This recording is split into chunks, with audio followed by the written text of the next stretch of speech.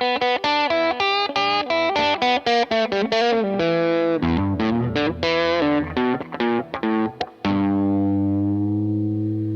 everybody, welcome to Whiskey and Wires. I am John Bingham and I'm here today and I'm excited to be here today with Avi Shabat, master guitar builder and golfer. Yeah, not a master golfer, but No. working on it. Yeah. How is that going? How's the golf game? It's going, it's getting better, actually. It's getting better. My iron game is getting better. Yeah, I'm at the point where I'm thinking it's probably the clubs. Oh, I love that point. That's when you get to spend money on stuff that you don't need. Yep. And then how are you going to feel when you come back and you're like, oh, man, you know, my old clubs, I shot a 90-something, and with my new clubs, I shot a 90-something. Yeah, no, I'm thinking it's more about, like, experimenting. I want to experiment with, like, you know, steel shafts to see, because it feels like they just a little more accurate. They have a little less give. But, you know. Now, you're a tall guy. You're what, 6'3" or something like that? Yeah. Holy moly! 5 and shrinking. 6'5" and shrinking. That's that's right. So when you're out there and you're swinging a club, folks, you didn't know you were in for some golf talk, but I have news for you.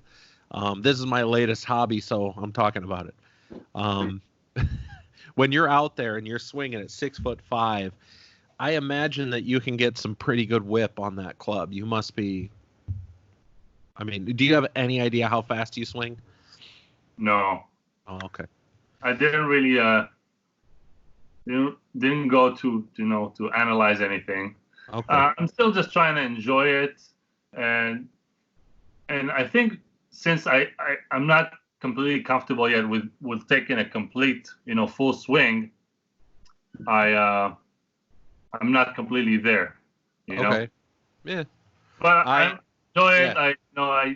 I play under 100, have fun with it, Yeah. All right. Well, for posterity's sake, this whole thing's being recorded when we can't play any golf. We're recording this amidst the coronavirus outbreak here in the United States. For people watching around the world, we're both in the LA area. Yeah, we've been locked down for about a week, right? Is that about you've been locked down for many years, right? Because you work, you build guitars from. I've been locked down for the past 15 years. Yeah. Right. Yeah, I feel right at home here. It's like I don't even know there's something going on out there. Exactly. But I've been working from an office, and me being at home this much it's tough, man. It's challenging. I'm taking on the role as being, a part-time elementary school teacher, along with my wife, who's here doing the same thing. Admittedly, she carries more of the brunt of that than I do. But whatever. This will pass, and when it passes, we will hang out and we will play golf and we will drink whiskey, and all things will be good. And you'll give me free guitars. Probably not. Yeah, amen to that. Amen to the fact that I will be able to give you free guitars too. I love that. Oh my God, this is the best day ever. The roll guitars that everybody that I want to give guitars to, that would be amazing. Just, yeah, here, I sent you something. Right. So how long have you been building? Let's give the people that logged in for actual guitar talk. Let's give them a little something. So I think I've been building for about 12 to 15 years, kind of total. Okay. Under 10 years with my own brand. Before that, I worked at LSL for about 4 years. And before that, I had my own little shop in Israel, started it there, and then decided to move to the U.S. in 2007. That's awesome. Yeah. And you told me the story once before about your school in Israel. Let's replay that story for everybody. It's really interesting. Yeah, so the story started with me trying to fix a guitar that was broken that I brought from Germany. It had a broken truss rods, and I was looking for a tech in Israel at the time that can help me fix it. And I stumbled upon this guy named Jacob Algranati, and I showed him the situation. He's like, yeah, you have 2 broken truss rods. It doesn't worth it to fix it because it's not a very expensive guitar. If you want, I start a lutherie school. You can join in. I can guide you through the process of fixing it, and you can also build yourself a new guitar from scratch. And I'm like, sign me up. Let me know when. I'm there. And I signed up as the first student of the school, and it was good times. We were like 5 to 7 students in a small little workshop making guitars. That's it, huh? Yeah. Wow, five or 6 guys in the workshop, and you're just is this an everyday thing? No, that was a once a week. I think it was through a whole year. Yeah, so once a week in the evenings. It was just fun. When you were first signing up as that first student, did you have any feeling like that this guy was he was about to swindle you for whatever that check was worth? No, I think I always had a good feeling about people, and he's kind of like a little hippie, but he's awesome. He's the sweetest guy, and you can tell, and it was just great. I don't know what's going on with the school, if it's still actually going or not. I should actually follow up with him, see what's up. So I mean, you're a testament to what that school brought forth. I wonder if you're the only guy that's come out of that school to do what you're doing now, or if there are more like you. So there are a few of them that are still doing repairs. As far as building, it feels like it's not to say that it's impossible, but it's very difficult to pursue this career that I'm doing here over there, just from the fact of there's a lot of limitations of materials that you have to bring in, and taxes and all that stuff. But I do have friends there now that are actually doing it and making a killing, and made it work out. But at the time when I left, I thought it was like, man, it's going to be impossible for me to make it happen and actually make a living doing that. Yeah. Sure. Well, you're doing pretty well, I have to say. I see you at the NAMM show. I see people paying attention to your guitars. I, for one, love the naming scheme of your guitars. I don't know if if people out there aren't aware, there's a million builders out there who make S-type guitars and T-type guitars, and you all know what I'm talking about when I say S-type or T-type. But Avi's done something a little different and named all of his guitars after predatory cats. And there's something I love about that. It's totally unique, man. Nobody else is out there doing that. Yeah, there's so many names available still. There's a lot of species of cats out there. This is true. But don't start naming your own guitars after cats. This is Avi's thing. Yeah. Let him have it. There's only Apple operating systems. Exactly. So you've got a what was the first one? What was it? The Lynx or was it the Lion? It was the Lion, indeed. Yeah, we started with the big guy. Okay. So the Lion is, for all intents and purposes, a T-type guitar for you people who do not know. Mm-hmm. But it's not just simply that. You've got variations on that guitar that make it, shall we say, similar to an LP-type guitar. And I'm speaking in code here. Nobody's going to figure that one out. But no, you've got some characteristics of some different models that take it outside of your standard Telly sort of range. Yeah, we try to keep it a little more interesting. Do you happen to have the what is it called?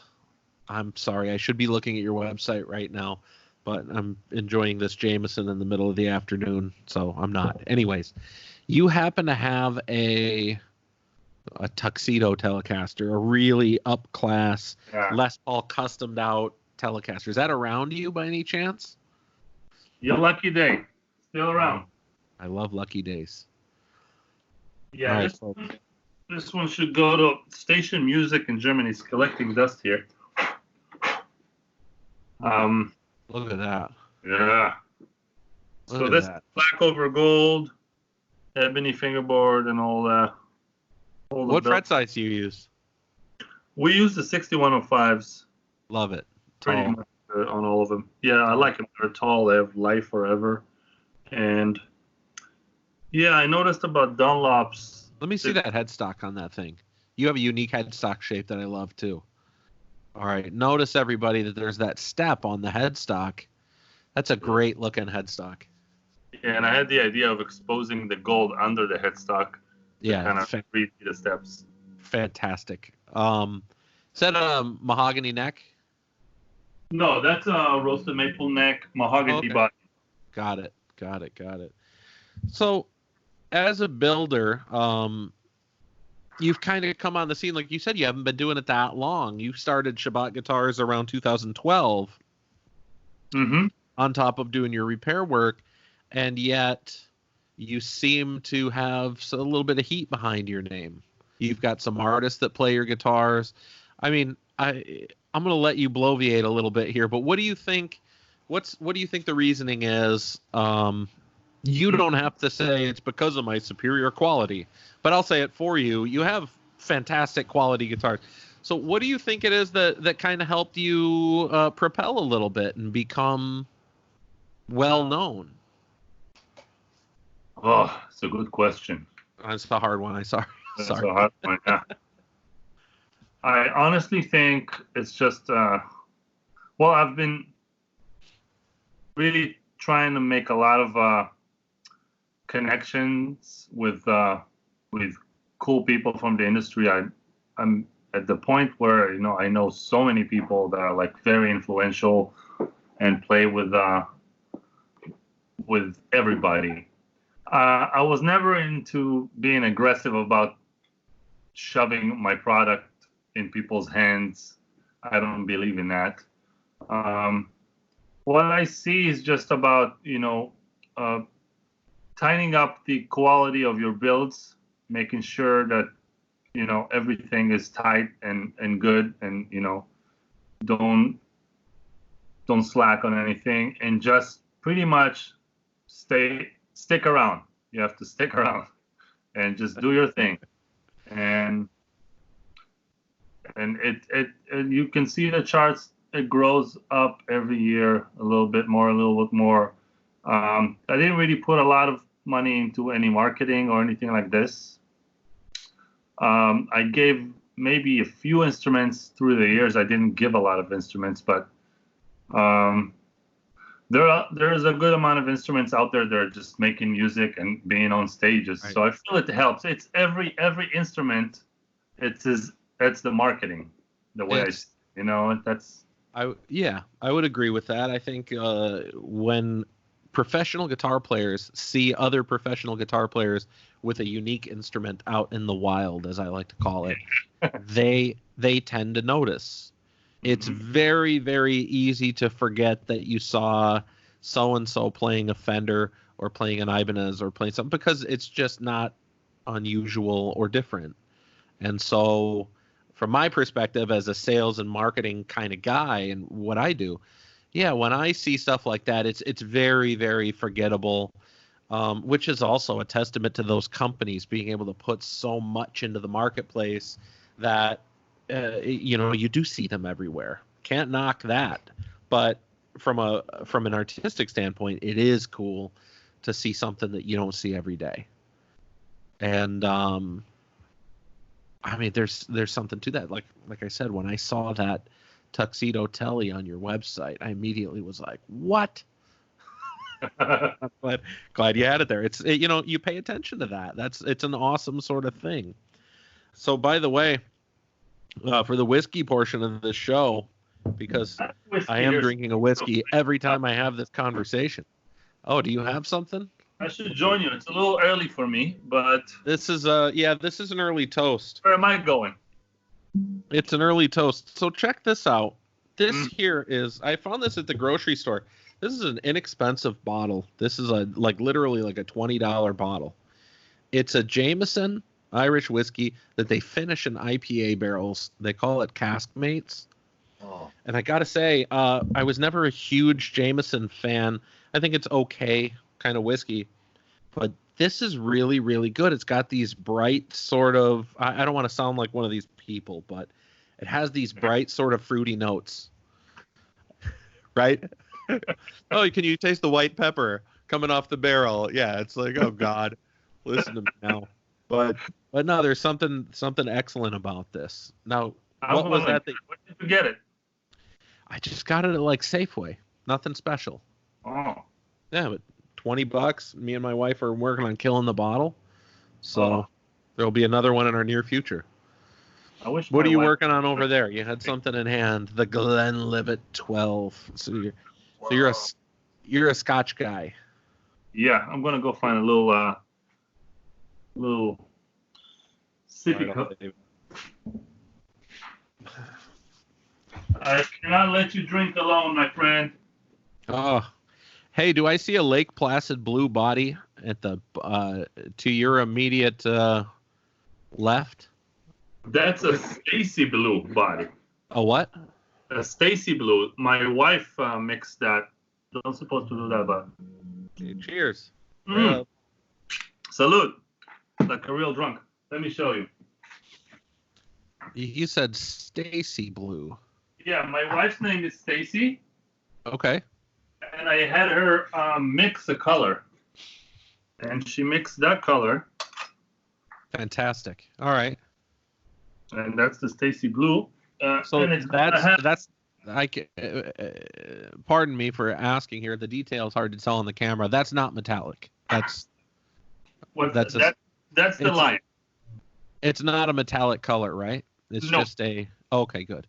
So it kind of reminds me a little bit of like ice blue metallic minus the metallic. Yeah, the ice blue metallic is really close, and I actually have one of those two here, so you can see the difference. Aha. This is an ice blue. I think we're going to make it even more icy in the future. Okay. You can tell the difference. This is kind of more, it's just darker. Yeah. Grayish. Yeah, for sure. It's fantastic, though. And look at that pickguard. That pickguard shape that you have is very, very unique. Yeah. Reminds me of an old Epiphone Wilshire. Yeah. Check this guy out. Okay, that's very cool. Is that a back painted acrylic pickguard or is that a metal pickguard? Hard to tell from over here. That's a back plated acrylic, yes. It is, okay. And it's a Charlie Christian pickup. Indeed. Very, very cool. So these are all builds that you're in the middle of right now. Yeah. Charcoal frost. Fantastic. Charlie Christian. That paint looks nice and thin. Is it all nitro that you're using in your shop? Indeed, everything is nitro.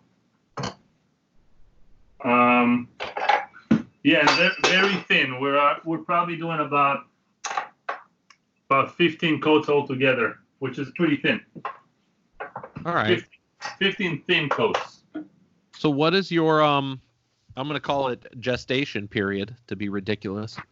What is the gestation period of a Shabat guitar from conception to birth, as it were?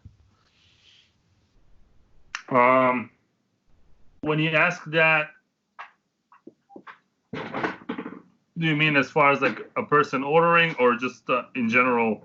Yeah, sure. A person ordering a guitar.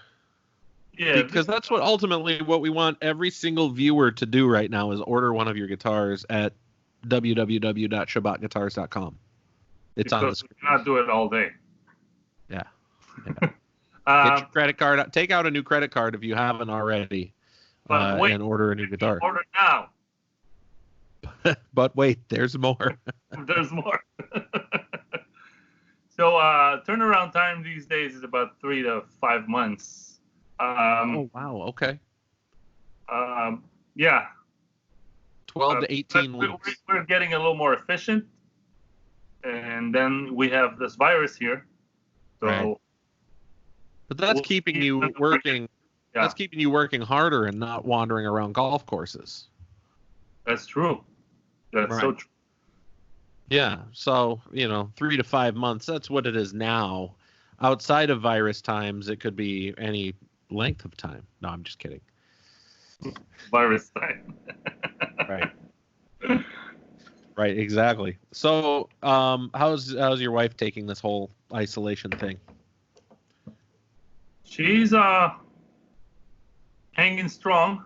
It's not easy for her because Yeah, my 4-year-old, soon to be 5-year-old, is here and he's got a ton of energy.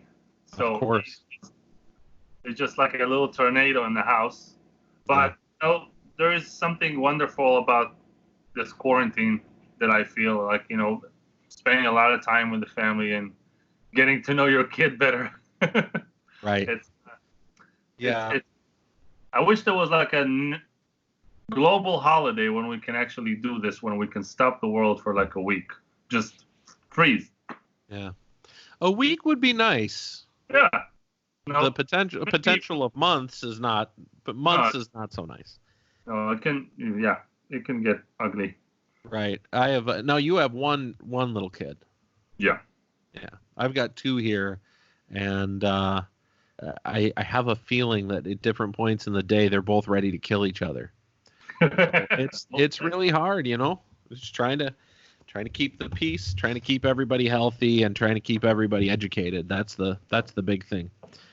But yeah, in terms of the guitar world right now, the funny thing is the more I talk to people that I normally deal with in this industry, the less I'm freaked out about what's going to happen on the other side of this virus. People seem to be confident in this guitar community, which I think is fantastic. Nobody seems to be canceling orders or trying to sell off all their gear to stockpile whatever money they might need. People seem to be confident and they seem to be enjoying the time with their guitars. Have you experienced a similar sort of sentiment from people? Yeah, I think we're gonna be fine once all of this is over. I feel like it's gonna bring us more together, and just by looking at Instagram and Facebook right now, we see everybody just holding a guitar and playing. I don't know if it's just my feed or everybody's feed, but the guitar just rose to the occasion, and it's amazing how this thing just brings everybody together. I mean, I don't want to say it's back, baby, it's back, but at the same time, that's how it feels. I remember seeing that article. Oh, it must have been 2 years ago, where somebody comes out and says the electric guitar is dead. Yeah. You remember that article? I I remember seeing that headline for a while, and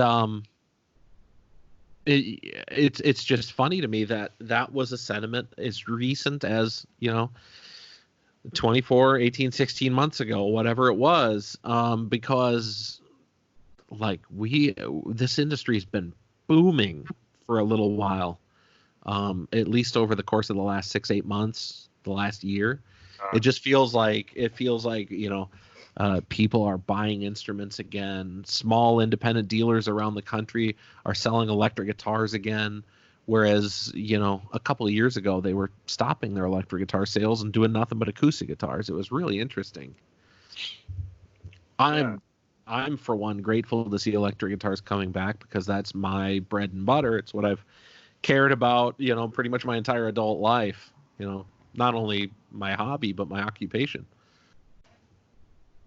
So yeah, I feel like once you got to hold a guitar and make a little bit of music with it, I think for the most part, you're hooked.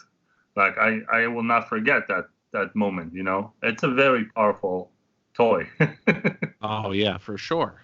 Yeah. For sure. It's almost like the first time that somebody shoots a handgun, they go, "Oh, I've always been afraid of these things," and then they shoot it at the target, boom, and they're like, "Oh, I won't tell my liberal friends, but I loved this." It was fun. Yeah. But, it's amazing. It's a really fun time. The drums too. God, if you ever played a drum set, Yeah. talk about a good time. Yeah. Actually bought one for my son, but he's not really into it yet. Nah, he'll probably go through like 16, 17 different hobbies a year for the next 5 or 6 years until he settles into whatever's more comfortable. That's the PlayStation, and then it's all over. Yeah, exactly. Well, you haven't gone down that road yet, huh? No, not yet.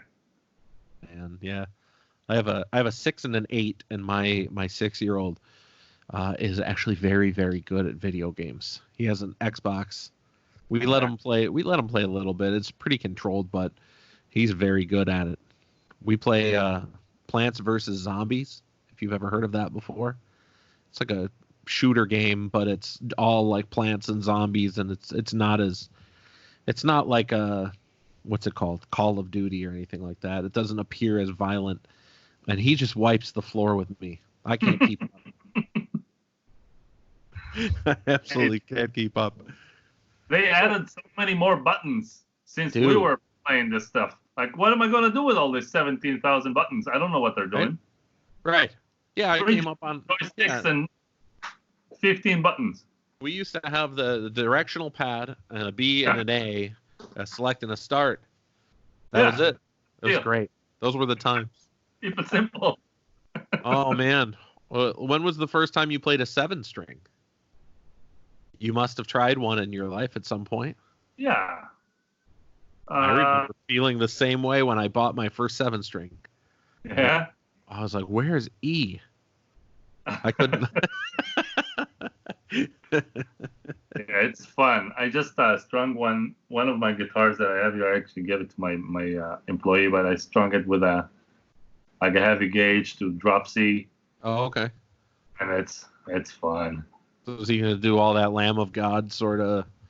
Yeah, just sort of stuff. Just messing around with all this low end, because I'm mostly a bassist, so this is kind of like a fun place in the middle, getting a little more girth. But you're a heavy music fan. Yep. Yeah. Who's not super heavy, but yeah. Do you have like a top 3 or 4? Anybody who you can regularly go back to and be like happy with it? Yeah, I'm one of those Tool fan nerds. Okay. Everybody said, they're over it, but I feel like they're great, and I'm still stuck in the grunge era. I can't seem to find anything that's going on today that is floating my boat too much. I mean, here and there I will see something that is cool, and I would appreciate it. But yeah, for the most part, I'm pretty much stuck there, which just sucks. But. Are you an Alice in Chains fan? Oh, big Alice in Chains fan, yeah. Okay, got it.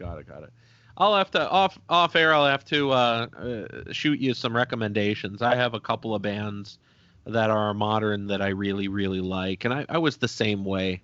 I kind of ended my radio music appreciation, I guess is how I'll phrase it, in the grunge era. Once like Creed and Nickelback and all that sort of stuff sort of took over, it just, there was something that wasn't interesting to me, which I kind of feel bad for saying. There's a lot of people out there that do like it, and that's fine. I'm not criticizing you guys. I'm just saying it didn't draw my attention the same way. Yeah. So I've got I had to search around, but I ended up I really like Mastodon. I assume that you've heard Mastodon by now. Yeah, actually, I met Billy at Friedman's Tone Merchant shop, and okay. It's crazy to see this guy playing just by himself in front of an amp. It's massive. Really? Oh, I've never. Yeah. Let me circle back around to guitars for a minute, because that's kind of what you're known for. Your personality aside, but some people. Yeah. Aside from, I'm saying nobody cares about all this other stuff that we're talking about. No. So you do a couple technical things I want to bring up. You do single action truss rods in all your guitars. In an era where everybody that's mass manufacturing tells us that dual action truss rods are where it's at. So do you have like you have an opinion as to why you keep it traditional? Yeah, I feel like the single action truss rod just takes a lot less material uh, from the neck itself, So and keeping your neck, meaning like you don't have to trench the neck out as much. exactly, and more wood in the neck to me feels better, sustains better, uh, a lot more stable, and if you construct it correctly, you should never have a problem with the single action truss rods. And the problems that I did found with dual action truss rods, and in fact I installed them on the few of the first guitars that I made, is that they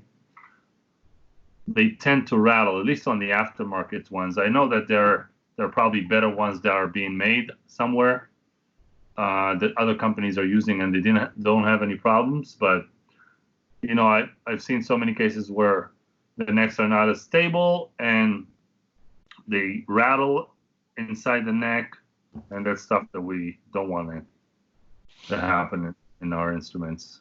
Sure, sure. So with the proper cut of wood for your neck, you don't.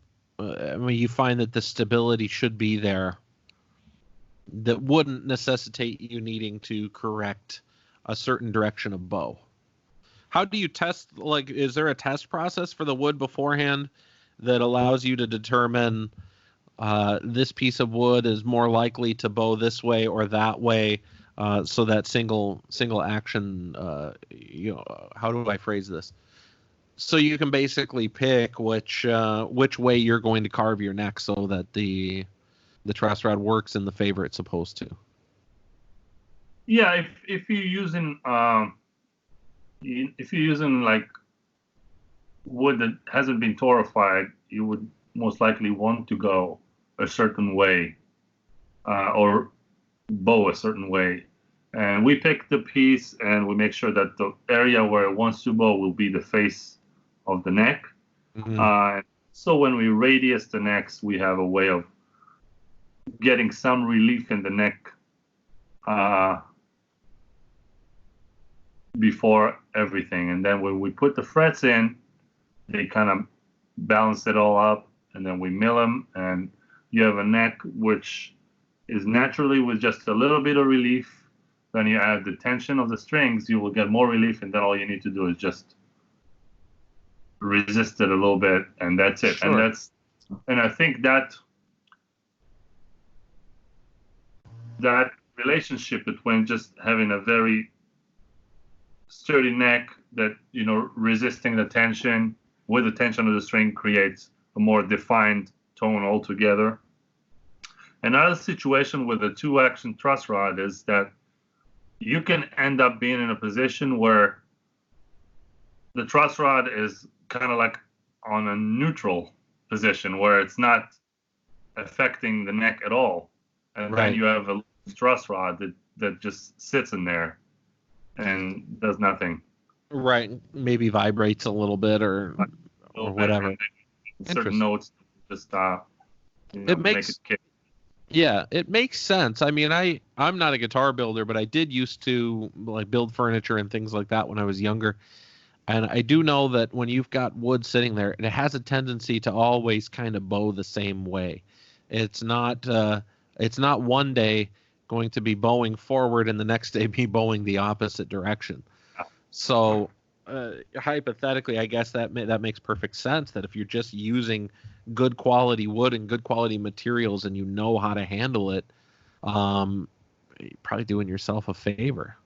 Smaller trench in your neck, a little bit more wood, a little bit more tone. Yeah. Any other big builders out there right now using single action? Like, does Gibson use a single action, or are they a dual action truss rod? Any ideas? I don't know why Gibson, I'm going on and on about truss rods, folks. I'm sorry. Half of our listeners right now are probably hanging themselves. Get past the truss rods, please.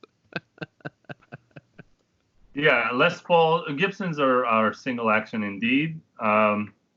The other thing that I not a big fan of is adjusting the truss rod on the headstock part.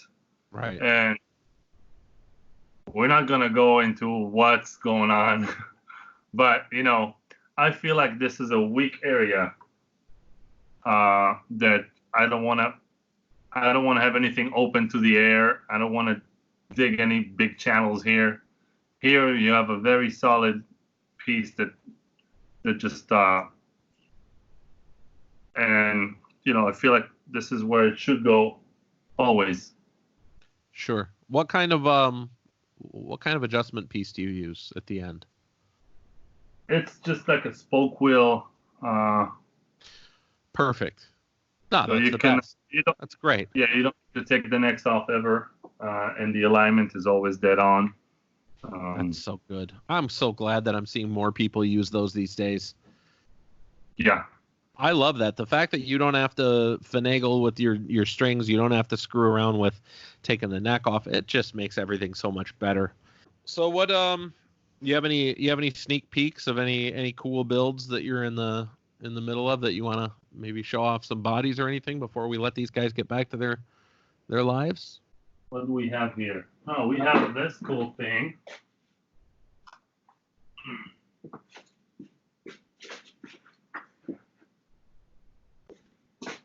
All right, he's going to show us a sneak peek of something cool happening. What do we got here? Oh, look at that. So this is it's got that wiggly thing here. Sure. And free bridge with two Jazzmaster Lawler pickups. This is also ice. What bridge is that? Is that a standard Jazzmaster bridge, or is it a Mastery bridge, or?